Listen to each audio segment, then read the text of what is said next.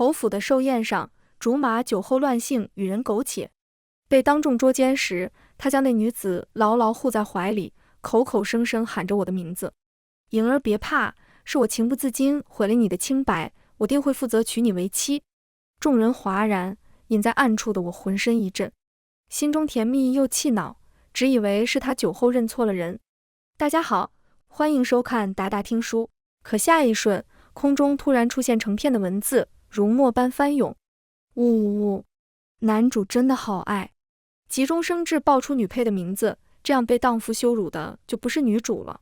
还不都怪古代太封建，不就是情不自禁吗？非要上纲上线，害得男主只能用这种方式保护女主。可男主这么做，就让恶毒女配有机会赖上他了。后面男主好不容易迎娶了女主，还不得不让女配做妾，女配也真会恶心人，成天给恩恩爱爱的男女主添堵。倘若没看到这些字符，我可能为了保全傅炎的名声，认下了这次污名。但现在我不愿。我缓步走出阴影，声音出奇的平静：傅哥哥，你怀中这位姑娘，我瞧着面生得很，不知是哪家的小姐。傅炎脸色一变，显然没料到我会主动出来。他怀中的女子则瑟缩了一下，眼中闪过一丝慌乱。莹儿，傅炎结结巴巴道：你听我解释。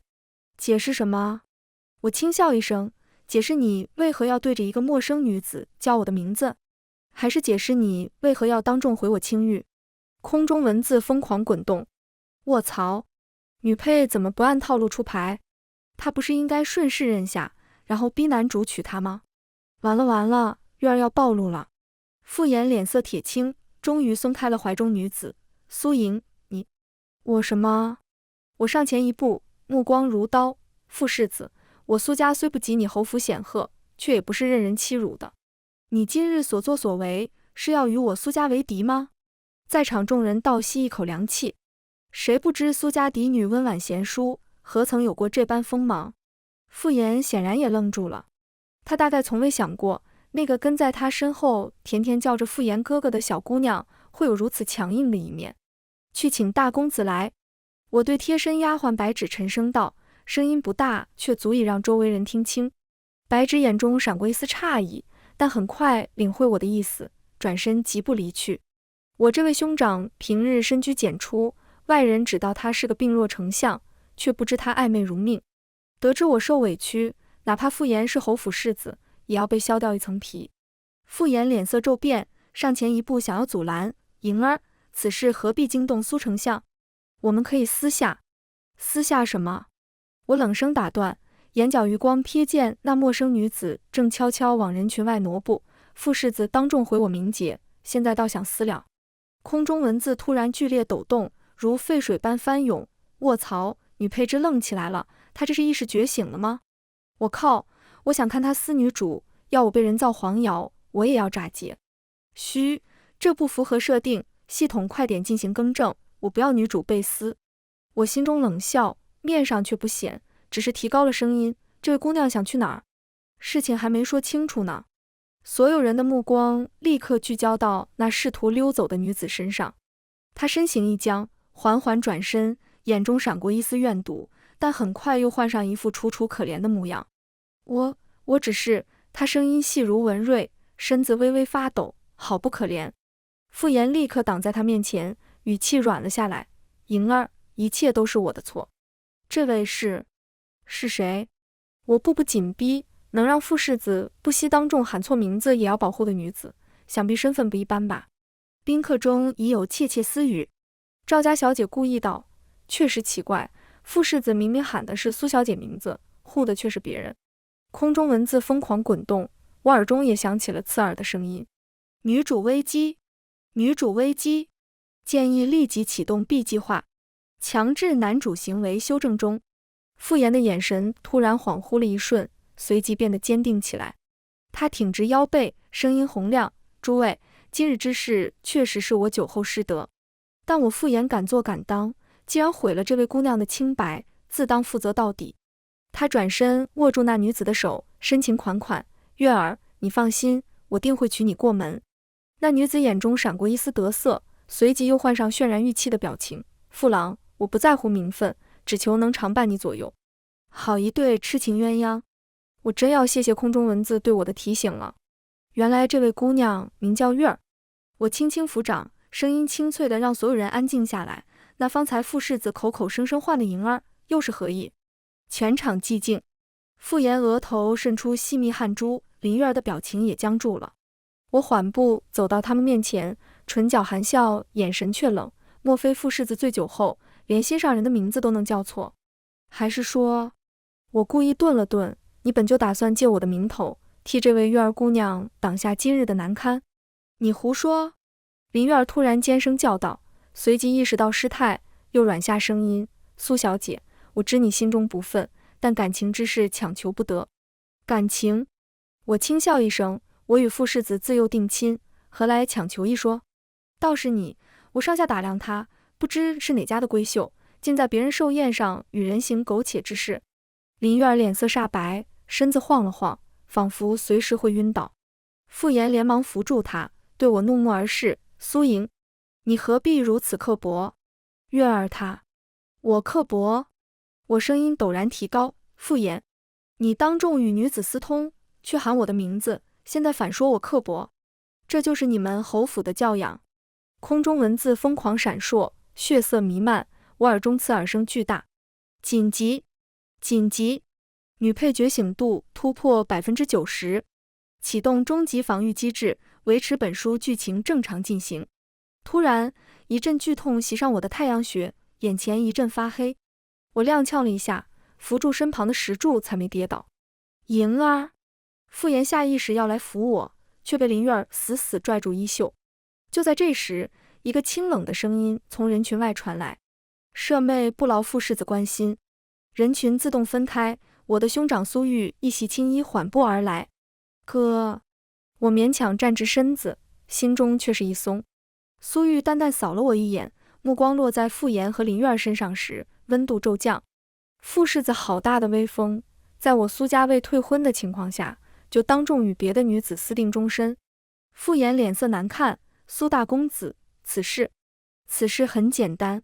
苏玉打断他，声音不大，却字字如冰：我们苏家退婚，并向皇上递折子，参你侯府一个背信弃义之罪。全场哗然。参侯府？傅岩显然也愣住了，他没想到一向低调的我哥会如此强硬。林月儿突然柔声道：这位公子，一切都是月儿的错。父郎他只是……你闭嘴！苏玉看都没看他一眼，一个来历不明的女子，也配插嘴？林月儿如遭雷击，脸色一阵青一阵白。我几乎要为兄长喝彩了。空中文字突然变成血红色，疯狂闪烁。哇哇！系统监测到剧情崩盘风险了，要干预喽！3秒后执行。我心头一紧，还未反应过来，突然听到一声尖叫：有刺客！人群瞬间大乱。混乱中，我感觉有人狠狠推了我一把，整个人向前栽去。傅岩下意识伸手要接，却被林月儿猛地撞开。眼看我要摔在地上，一道青色身影闪过，兄长稳稳扶住了我。而另一边，林月儿不小心跌进了傅岩怀里，两人唇瓣相贴，在众目睽睽之下又亲在了一起。啊！林月儿惊叫一声，慌忙推开傅岩，泪眼婆娑：我不是故意的。宾客们表情各异，有人偷笑，有人摇头。这场闹剧越发荒唐了。空中文字得意的闪烁：嘿，还好有系统监测干预，不然男主就要舍弃媚宝，继续慕强权了。我死死攥紧拳头，指甲深深陷入掌心。好一个强制修正，好一个天命男女主。兄长扶着我手臂的手微微收紧，低声道：别急，来日方长。我深吸一口气，看向那对佳偶。傅岩正手忙脚乱地安慰抽泣的林月儿，眼中满是心疼。曾几何时，那样的眼神只属于我。傅世子，我缓缓开口，声音平静的可怕：今日之事，你我心知肚明。苏家明日便会派人去侯府退亲，从此……我顿了顿，一字一句道：断一绝。转身离去时，我听到林月儿小声对傅岩说：他终于放手了，我们自由了。回府的马车上，我死死攥着帕子，指节发白，犹豫要不要将空中诡异的文字告诉哥哥。可我怕他也被什么系统坑害。方才发生的一切的确让我心有余悸。犹豫间，哥哥从袖中取出一方雪帕递给我，擦擦手，指甲都掐进掌心了。见我还在发懵，他叹气，用帕子细细擦我的手心。今日之事不会就这么算了。他声音平静，侯府必须给苏家一个交代。我抬头看他，哥哥苍白的面容在晃动的车帘光影中忽明忽暗，那双深不见底的眼眸中似有暗流涌动。可复言他配不上你。哥哥打断我，语气罕见的严厉，一个为户外事不惜毁你清誉的男人，不值得你多看一眼。我鼻尖一酸，是啊，那个会为我摘早春第一枝梅花的少年，早已死在了时光里。我只是不明白，我轻声道，为何他突然变成这样？空中突然浮现一行文字：傻姑娘，因为你是恶毒女配啊，男主注定要和穿越女主在一起的。我瞳孔骤缩，猛地抓住哥哥的手臂，哥，怎么啦？他立刻警觉地环顾四周。没事。我强自镇定，那些文字又消失了。哥哥狐疑地看我一眼，终是没再多问。回府后，我把自己关在闺房，让白芷备了热水，浸在浴桶中，我一遍遍回想着今日种种。林月儿，她究竟是什么身份？为何在我全然不知的情况下，与傅言相识亲密？我让白芷去调查。次日清晨，我刚梳妆完毕，管家就来报：小姐，侯府来人了，说是来赔罪。我冷笑一声，让他们在前厅候着。对着铜镜，我特意选了深正红色衣裙，好好梳妆打扮。既然要撕破脸，那就态度彻底些。前厅里，傅言独自站着，见我来，他眼睛一亮：莹儿。傅世子慎言。我冷声道：你我已无婚约在身，请称我苏小姐。他脸色一僵：莹儿，昨日是我糊涂。糊涂？我轻笑。傅世子昨日在众人面前可是清醒得很，口口声声要娶那位月儿姑娘呢。傅言竟直接跪了下来：莹儿，我知错了，是那林月儿勾引我。我一时鬼迷心窍。我震惊地看着他，这就是我倾心多年的少年郎，出了事便把责任全推给女子。空中文字突然出现：妈呀，男主崩人设了，原著里明明是双向奔赴的爱情啊，系统快修复，这男主怎么变渣男了？我心中冷笑，看来这系统也有掌控不了的时候。傅世子请起。我后退一步：你既已心有所属，苏家成全你们。只是……我话锋一转：昨日你当众喊我名字，毁我清誉，这笔账该怎么算？傅言脸色煞白：我可以补偿。不必了。兄长声音从门外传来，他一身官服，显然是刚下朝回来。侯爷已经答应将城西那处庄子赔给苏家作为补偿。傅言猛地转头：那是我娘的嫁妆。兄长慢条斯理地整理着袖口，或者我今日就把折子递到御前。听说皇上最近正为勋贵子弟德行有亏的事头疼。傅言顿时蔫了。我心中暗惊，兄长竟真能让侯府割肉赔款，苏家何时有这般能耐了？待傅言灰溜溜离去，我忍不住问道：哥，皇上真的会管这等小事？苏玉唇角微勾，自然不会，但侯府不敢赌。他递给我一封信，看看这个。信上写着林月儿的来历，原是个江湖卖艺女子，2月前突然出现在京城，以新奇诗词和古怪发明引起不少公子哥注意。2月前，我喃喃道，那不正是傅言开始对我冷淡的时间？那时我提醒他准备一样必备的聘礼。我们苏家祖上来自南越，向来有郎君列2只狮头雁为聘礼的习俗。事儿不难，但他嫌弃我的要求辱没他斯文身份，与我争吵了一番。后来他主动和我道歉，送上了一对鸳鸯，我便开解自己，鸳鸯寓意更好，这事儿就当过了。没想到他竟那时就和这个林月儿有了首尾，此女不简单。兄长沉声道：他那些所谓发明，闻所未闻。我心头一跳，看来这林月儿有可能是异世之人。哥，我想见见他。兄长皱眉：胡闹，不是现在。我轻声道：他定然也想见我，虽然只打了个照面，可林月儿眼中对我的恨都是真的，他是真切的希望我死。3日后，重逢的机会来了。当日与我坐在一席的好友赵家小姐下帖邀我去游湖，说是有好戏看。到了湖边才知道，原来是傅岩带着林月儿在画舫上宴客，公然出双入对。苏姐姐，你可算来了。赵家小姐拉着我上了一条小船，咱们靠近些瞧瞧。画舫上，林月儿一袭白衣，正抚琴唱曲。那曲子调子古怪，词句更是直白的令人脸红。愿得一心人，白首不相离。傅岩听得如痴如醉，满座宾客也都露出惊艳之色。这是他自己做的曲。赵小姐小声道，已经传遍京城了，都说他才情绝世。我却觉得这不是他创作的。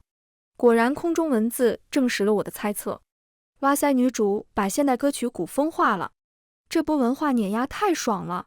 坐等女配自惭形秽。所以林月儿是靠着所谓的现代文化来我们这欺世盗名吗？我若有所思。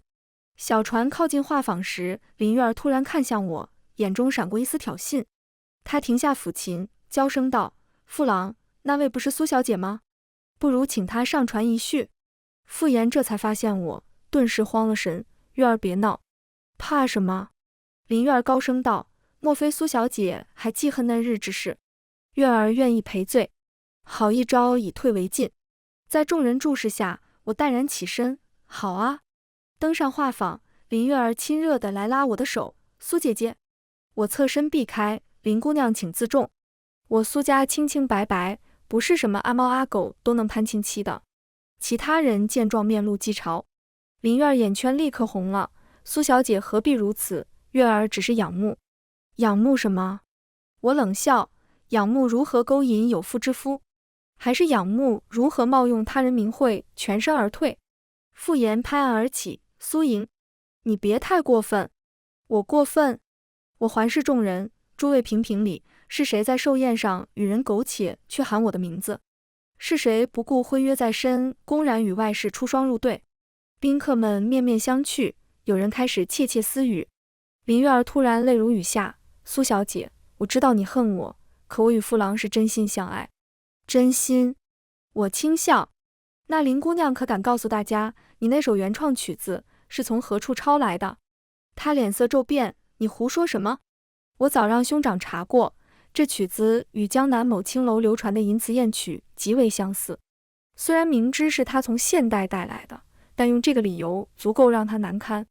果然，一听青楼二字，在座公子们脸色都变了。傅岩更是惊疑不定地看着林月儿。你血口喷人。林月儿尖声道。就在这时，画舫突然剧烈摇晃起来，我站立不稳，向船边跌去。千钧一发之际，一道玄色身影掠过水面，稳稳接住了我。待回过神来，我已安全站在数十丈外的岸上，面前是个戴着银色面具的男子。姑娘小心。他声音低沉，说完便要转身离去。我愣在原地，这人是谁？为何要帮我？远处画舫上一片混乱，林月儿在众人面前摔了个狗啃泥，精心打扮的形象全毁了。空中文字疯狂滚动。该死啊，怎么让女配反击成功了？系统不行啊，快点给女主补给力量，让女配早点 GG。 面具男转身欲走，我鬼使神差的伸手拽住了他的衣袖。阁下留步。我手指微颤，救命之恩不知如何报答。面具人脚步一顿，却没有回头。胡风拂过，吹起他腰间一块玄铁令牌，上面隐约可见玄隐二字。姑娘认错人了。她刻意压低的声音里有一丝不自然的僵硬。我心头一跳，这声音虽然刻意改变，却莫名熟悉。就在我愣神之际，画舫上突然传来林月儿尖锐的叫骂声。是苏莹，是她嫉妒我推的我。只见她浑身湿透的趴在船边，发髻散乱，哪还有半点才女风范。傅岩正手忙脚乱地拉她上来，我隔着远，但是还是将他不要脸的话听到了耳中。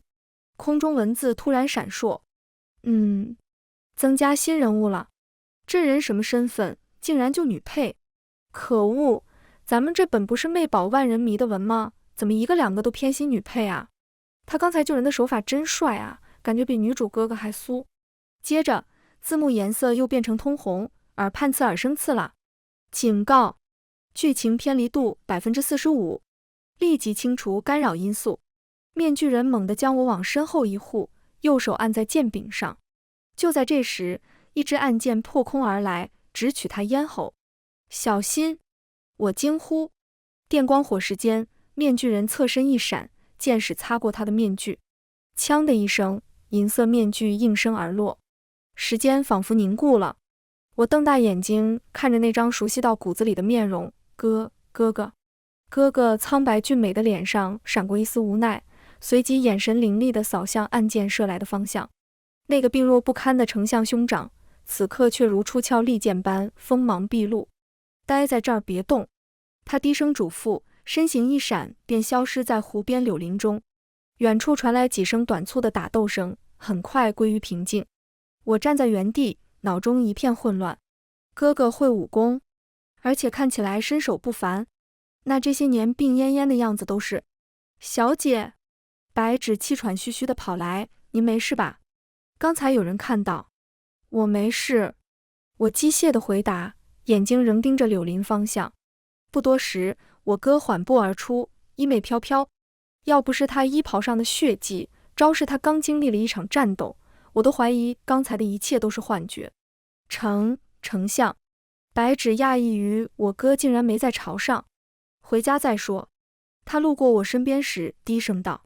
回府的马车上，我死死盯着对面神色如常的哥哥，有千万个问题堵在喉咙里。想问什么就问吧。哥哥轻叹一声，掀开车帘确认无人跟踪后，从怀中取出那块玄铁令牌放在茶几上。我拿起令牌，触手冰凉。玄影令3个古篆字清晰可见。玄影阁主。我声音发颤。那个令朝野闻风丧胆的江湖组织。哥哥微微摇头，副阁主。阁主是我师父。我猛地想起，年少时他被神医断定活不过20，而现在哥哥他已经26了。是因为暗中跟着玄影教习武锻炼吗？我平缓了心绪，好奇问他，所以你能让侯府赔偿，并不只是因为陛下的缘故。他唇角微勾，侯也知道玄影阁的手段。空中突然浮现文字，卧槽，病弱丞相是隐藏大佬，这什么神展开？原著里苏玉不是早死的背景板吗？系统 bug 了吧？我下意识看向兄长，却见他目光同样落在那片文字上，眼神晦暗不明。哥，你能看到？我心跳如鼓。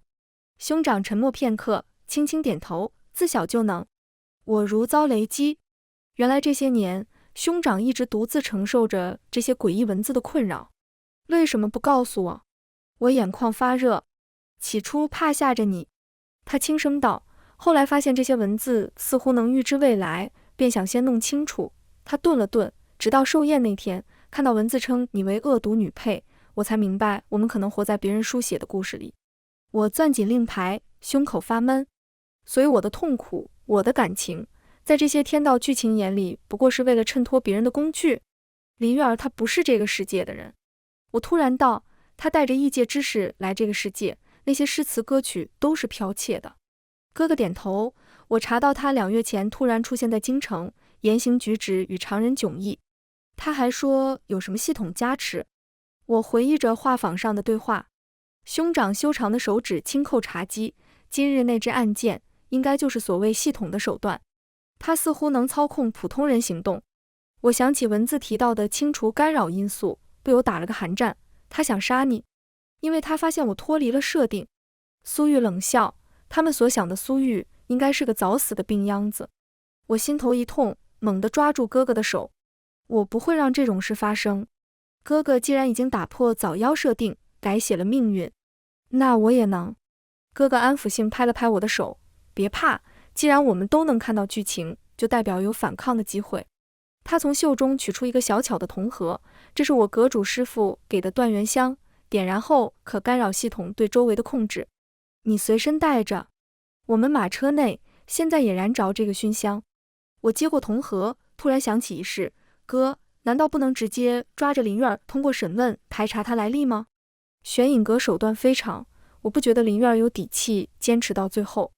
我哥摇头，除了系统干扰外，我怀疑他背后有我们这个时代的人做靠山。我心头一跳，那我们只能等他们发难吗？主动钓鱼。我割唇角勾起一抹危险的弧度，既然林小姐喜欢抄袭，我们就送她一份原创大礼。马车缓缓停在苏府门前，下车时，我哥突然轻咳2声，瞬间又变回了那个人人熟知的病弱丞相。莹儿，扶我一下。他虚弱地伸出手，眼神却狡黠如狐。我忍笑搀住他，哥哥小心台阶。管家匆匆迎上来，大人，宫里来人了，说皇上急召。哥哥眸光一沉，低声道，今晚别出门，我回来再详谈。看着他离去的背影，我抹撒着手中的玄铁令牌，心中既忐忑又莫名安定。原来在这场荒谬的剧情里，我从来不是一个人。回到闺房，我静静思考着该怎么配合兄长应对。空中又浮现文字，完了，反派兄妹联手了，这还怎么玩？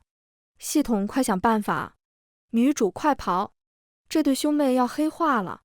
我轻轻笑了，原来在剧情眼里，我们成了反派，那便反给你们看。夜深人静，我独坐窗前等待哥哥。小姐，该歇息了。白芷轻手轻脚地走进来，手里端着安神茶。我摇头，再等等，兄长还未回来。白芷欲言又止，最终叹了口气，放下茶盏退了出去。他知道我的倔脾气，认定的是9头牛都拉不回。窗外传来更夫敲梆子的声音，3更天了。我揉了揉酸涩的眼睛，忽然听见窗棂轻响。谁？我警觉地站起身，一道黑影翻窗而入，落地无声。待他直起身，我才看清是兄长，只是他换了一身夜行衣。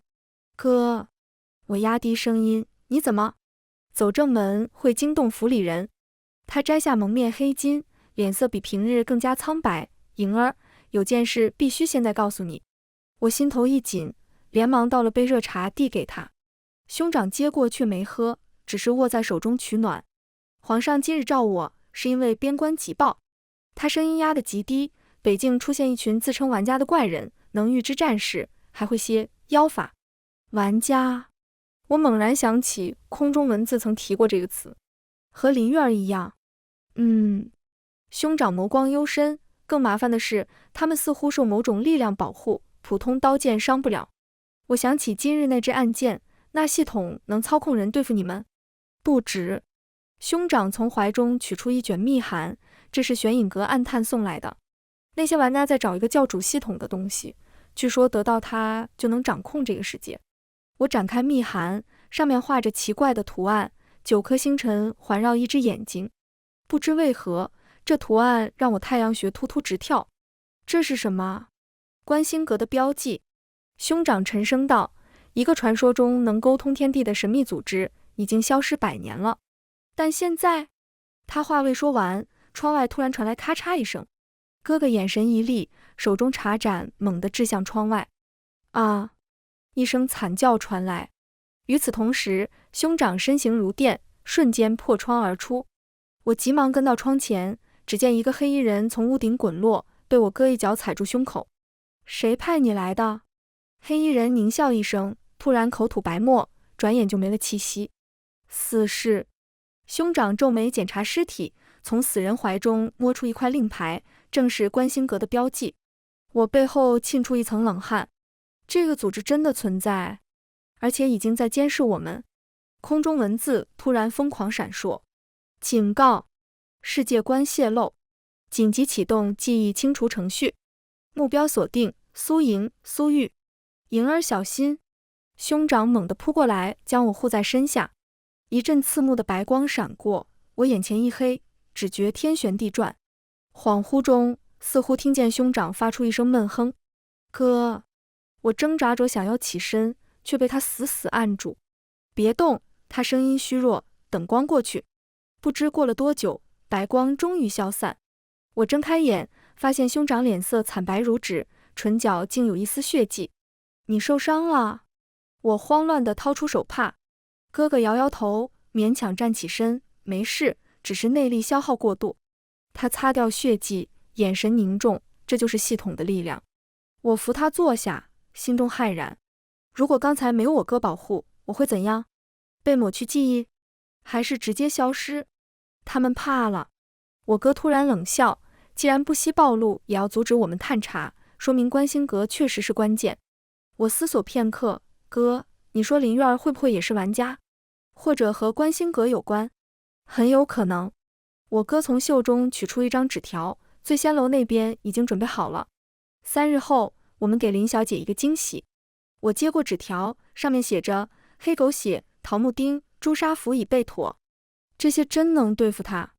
师傅说，异世之魂最怕这些至阳之物。我哥眼中闪过一丝锋芒，尤其是黑狗血，能暂时切断他与系统的联系。我小心收好纸条，突然想到一个问题，哥，如果林苑真是玩家，那他的任务是什么？为什么要针对我？兄长沉默良久，才轻声道，我猜他的任务就是确保剧情按原著发展，而你是最大的变数，所以我的存在本身就是对系统的威胁。这个认知让我既恐惧又莫名兴奋。3日后，我亲自去醉仙楼。我坚定地说。兄长却摇头，太危险。你留在府里，我去会会他。不行。我抓住他的手臂，他认得玄影令，一见你就会警觉。而我冷笑一声，在他眼里不过是个恶毒女配，最容易放松警惕。兄长眉头紧锁，最终他叹了口气，好吧，但你必须答应我，一旦情况不对，立刻撤退。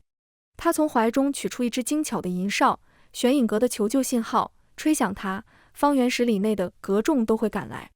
我接过银哨，我会小心的。我轻声承诺。窗外泛起鱼肚白，兄长起身告辞，我得回房了，免得下人起疑。走到门口，他突然转身，对了，傅言后日要带林苑去大相国寺上香。我挑眉，这要巧？醉仙楼就在大相国寺附近。兄长唇角微勾，确实很巧。目送他离去，我抹撒着银哨，心中已有计较。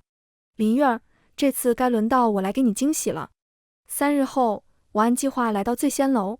为掩人耳目，我扮成公子模样，戴着帷帽，只带白纸一个丫鬟。天字号房在醉仙楼顶层，清幽雅致。推开雕花木门，屋内陈设简单，正中摆着一张紫檀圆桌，桌上放着一个盖着红布的托盘。我掀开红布，托盘上整齐摆放着几样东西。一碗暗红色的液体，想必是黑狗血；3根桃木钉，一叠朱砂符纸，还有一只做工精巧的金簪，簪头是一朵含苞待放的梅花。这是防身用的。身后突然传来兄长的声音，我回头见他不知何时已站在窗边，依旧一袭青衣，却戴着银色半面面具。哥，你怎么来了？我又惊又喜。兄长走近，拿起那只金簪，轻轻转动花苞，会射出3根淬了麻药的细针。他将金簪插入我发间，关键时刻能保命。我心头一暖，刚想道谢，却听楼下传来一阵喧哗。从窗口望去，只见傅言的马车正停在醉仙楼门前，林苑一身素衣，娇弱无力地靠在他怀里。来得真准时。兄长冷笑，按计划行事，我就在隔壁。他身形一闪，如鬼魅般消失在屏风后。我深吸一口气，整理了下一关，静候猎物上门。不多时，楼梯传来脚步声。门被推开时，我正背对着门口欣赏墙上的字画。这位公子，可否行个方便？傅言的声音从身后传来，内子身体不适，想借雅间歇息片刻。我缓缓转身，看着傅言瞬间变色的脸，微微一笑，傅世子，别来无恙啊。苏莹，他瞪大眼睛，你怎么在这？哎呀，这不是苏小姐吗？林苑从傅言身后探出头，眼中闪过一丝警惕，面上却笑得甜美，真是巧呢。我打量着这位来自异世的玩家实体。林苑今日打扮得格外素净，一袭白衣，发间只簪一支木钗，倒有几分出尘脱俗的味道。可惜眼中那抹嫉恨出卖了她。确实很巧，我示意他们入座，既然遇上了，不如一起用膳。傅言明显想拒绝，林苑却抢先道，那就叨扰了。他款款入座，目光在房内扫视一圈，最后落在那盖着红布的托盘上。我注意到他鼻翼微动，似乎在嗅什么气味。果然，他脸色突然一变，猛地站起身。我突然想起还有事。急什么？我一把按住他的手，没想到他的手触感冰凉的不似活人。菜还没上呢。就在这瞬间，林月儿突然瞳孔收缩，死死盯着我发间的梅花簪。他嘴唇颤抖，像是见到什么可怕的东西。他声音尖利，你怎么会有这个？我莫名其妙，下意识摸了摸发簪。就在这时，林月儿猛地推开傅岩，从袖中掏出一把匕首朝我刺来。莹儿小心！傅岩惊呼。我侧身闪避，却不慎碰翻了桌上的黑狗血，碗摔在地上碎裂，暗红液体溅了林月儿一身。啊！她发出不似人声的尖叫，皮肤竟冒出丝丝白烟。更可怕的是，她周围的空间开始扭曲，仿佛有无形的屏障被打破了。现在！兄长一声厉喝，破窗而入，手中桃木钉直取林月儿眉心。没想到林月儿被刺中后，脸上竟浮现出诡异的笑容，声音突然变得低沉沙哑。你们以为这样就能对付我？傅岩已经吓傻了，瘫坐在地上。月儿你闭嘴！林月儿头也不回的一挥手，傅岩就像被无形的手掐住喉咙，脸色瞬间涨红。兄长见状，立刻甩出3张朱砂符，符纸在空中无火自燃，化作3道金光射向林月儿。雕虫小技！林月儿冷笑，抬手一挥，金光竟被他吸入掌心。我心头大骇，这就是系统的力量。空中文字疯狂闪烁。卧槽卧槽卧槽！这对兄妹竟然知道怎么驱逐穿越玩家！天哪！系统快带女主撤离！他死了，这剧情还怎么进行下去？哇哇！这就是纸片人觉醒的力量吗？这对反派兄妹好强！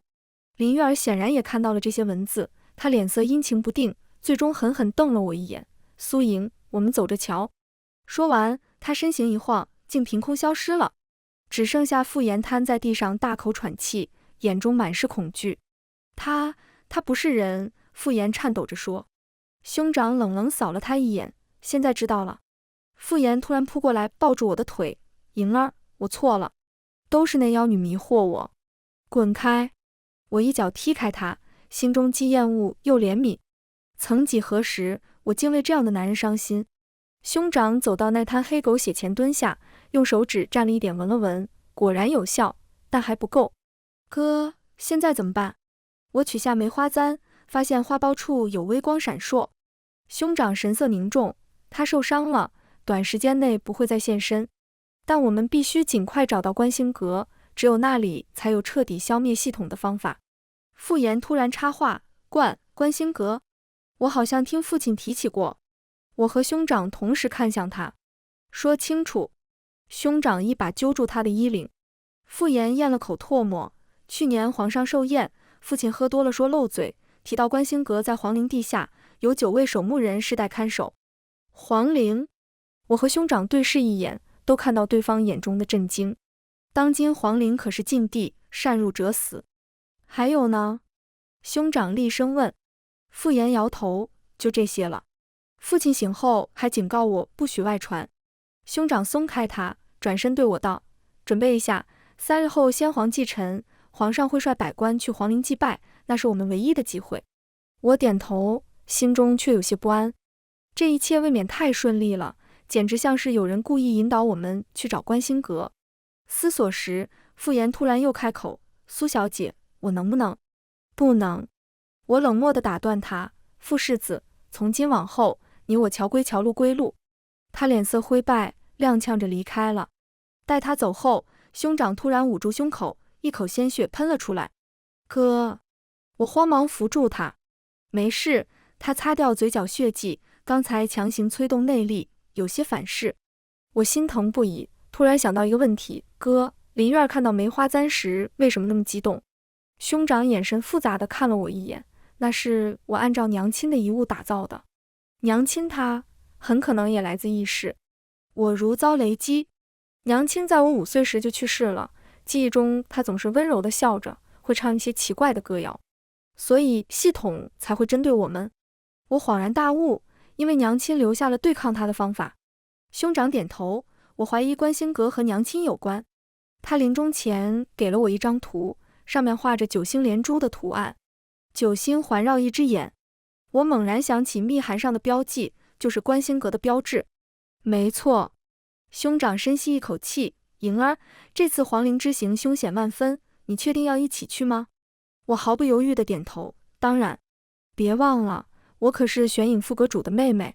兄长终于露出一丝笑意，揉了揉我的头发。好，那这3日好好准备，我会教你一些保命的功夫。离开醉仙楼时，我回头望了一眼这座京城最繁华的酒楼，心中隐约有种预感。3日后的皇陵之行将会彻底改变我们的命运。祭祖大典当日，天刚蒙蒙亮，我就随兄长来到了皇陵外围。作为丞相家眷，我有幸位列命妇队伍，而兄长则随百官同行。皇陵依山而建，气势恢宏。我按照兄长指示，在袖中暗藏了梅花簪和几张朱砂符，腰间香囊里则装着特制的断元香。祭典开始后，我一边跟着命妇们行礼，一边暗中观察四周。按照傅言的说法，观星阁入口应该在先帝陵寝附近，可那里戒备森严，有禁军把守，如何靠近？就在我苦思对策时，空中突然浮现一行血红色文字：警告，关键剧情人物偏离主线，启动强制修正程序。接着字符乱飞，文字变得嘈杂。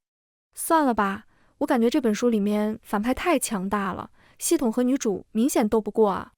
没错，让系统把妹宝藏起来，换个男主，比如攻略皇帝也行，这样就能直接杀掉反派了。我心头一紧，还未反应过来，就听一阵骚动从百官队伍中传来，有刺客，保护皇上！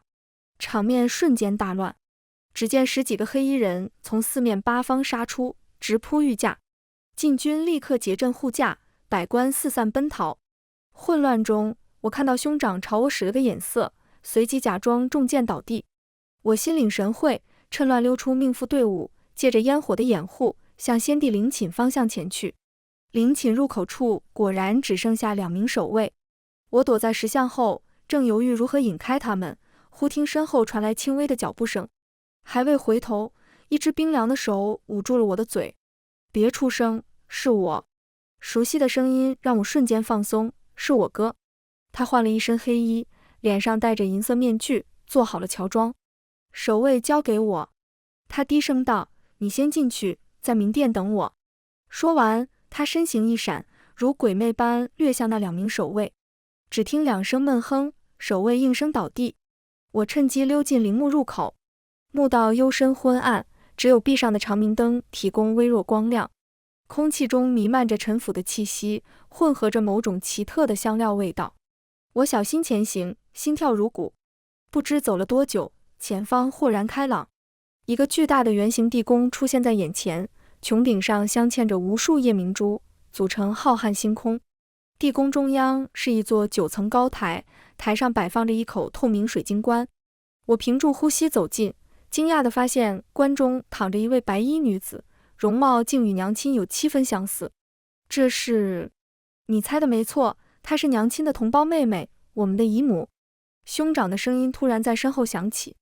我回头，见他不知何时已站在我身后，手中拿着一卷竹简。哥，这到底是怎么回事？兄长轻叹一声，带我走上高台。20年前，娘亲和姨母从异世穿越而来。娘亲选择隐姓埋名嫁入苏家，而姨母则加入观星阁，试图找到回去的方法。她指着水晶棺，但在一次实验中，姨母意外触发了系统防御机制，被反噬身亡。临终前，她将观星阁的秘密和对抗系统的方法记录在这卷破戒书中。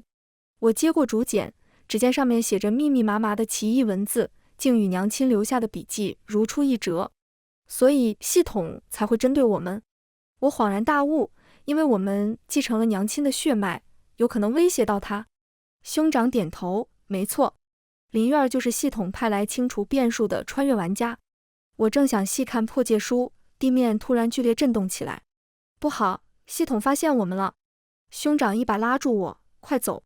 话音刚落，地宫四壁突然裂开，无数黑影如潮水般涌出。那些黑影没有固定形态，却散发着令人窒息的恶意。兄长拔剑出鞘，跟紧我。我们边战边退，向地宫深处跑去。黑影穷追不舍，数量越来越多。就在我们快要被包围时，前方突然出现一道石门，门上刻着9星连珠的图案。就是这里。兄长从怀中取出一块玉佩，我认出那是我们娘亲的遗物。他快速将玉佩按在石门中央的凹槽上，石门缓缓开启，我们闪身而入。石门在黑影扑来的瞬间轰然关闭。门后是一个狭小的石室，墙上挂满了星图。正中央的石台上悬浮着一颗拳头大小的水晶球，内部有星光流转。观星仪，兄长眼中闪过一丝激动，这是控制整个系统的核心。我正要上前，身后突然传来一声冷笑，真是感人的兄妹情深啊！林月儿不知何时出现在石室门口，手中握着一把泛着黑光的长剑。你们以为逃到这里就能赢？他脸上带着狰狞的笑容，系统已经锁定这个世界，你们谁也逃不掉。兄长将我护在身后，林月儿，或者说第742号玩家，你以为系统真的信任你吗？林月儿脸色一变，你怎么知道我的编号？破解书里记载了很多有趣的事。兄长冷笑，比如玩家不过是系统的棋子，用完即弃。胡说！林月儿厉声道，主系统承诺过，只要我完成任务，就能回到现实世界。那你看看这个。兄长突然从怀中掏出一面铜镜扔给他。林月儿下意识接住，镜中竟浮现出一个躺在病床上的女孩身影。这是我？她声音颤抖，怎么会？你的本体早已脑死亡。兄长冷声道，系统只是在利用你的意识能量。林月儿如遭雷击，手中长剑当啷落地。就在这时，整个石室突然剧烈震动起来。警告！核心区域遭到入侵。冰冷的机械声响彻石室。系统启动了自毁程序。兄长脸色大变，莹儿，快触碰观星仪！我冲向石台，林月儿却突然回过神来，一把抓住我的手腕。不准碰，那是我的任务目标。放手！我奋力挣扎，发间梅花簪突然射出一道金光，正中林月儿眉心。啊！她惨叫一声，松开了手。我趁机扑向观星仪，双手按在水晶球上。霎时间，无数画面如潮水般涌入脑海。我看到了这个世界的真相。我们所在的世界不过是高等文明创造的一个虚拟实验场。系统是管理程序，玩家是测试员，而像娘亲这样的穿越者，则是意外掉入漏洞的异常数据。观星仪正是控制这个世界的后台终端。莹儿！兄长的呼唤将我拉回现实。水晶球中的星光正以肉眼可见的速度暗淡下去。系统在关闭。兄长大喊，快修改权限！我福至心灵，对着水晶球说出娘亲教过的那首奇怪歌谣。霎时间，水晶球爆发出耀眼的光芒。林月儿发出凄厉的惨叫，身体开始分解成无数光点。不，这不可能！她的声音戛然而止，整个人如沙粒般消散在空气中。与此同时，石室开始崩塌。走！兄长拉着我冲向侧门。我们沿着狭窄的密道狂奔，身后不断传来坍塌的轰鸣声。不知跑了多久，前方终于出现一丝亮光。我们冲出密道，发现竟来到了皇陵后山。回头望去，整座皇陵正在缓缓下沉，扬起漫天尘土。结束了？我气喘吁吁地问。兄长望着逐渐平静的地面，轻声道：“不，是新的开始。”他举起手中的破戒书，现在我们才是这个世界的管理员了。我看着半空，那边的文字已经不再鲜红，只死寂一般飘着。反派逆袭，剧本世界崩塌，现悬赏加倍，务求 S 级玩家加入。好半晌，文字又渐渐活跃起来。靠，神经病，让你别惹他们不听，还喊人来当炮灰。我感觉和他们做朋友比做敌人活得久。当玩家如果是和反派做朋友，我愿意将我学到的，以文化交流的方式给到他们。我默默点头，如果是文化交流而不是掠夺，我们欢迎他们的到来。全文完，达达听书，感谢您的观看，每天上新精彩小说，喜欢就订阅吧。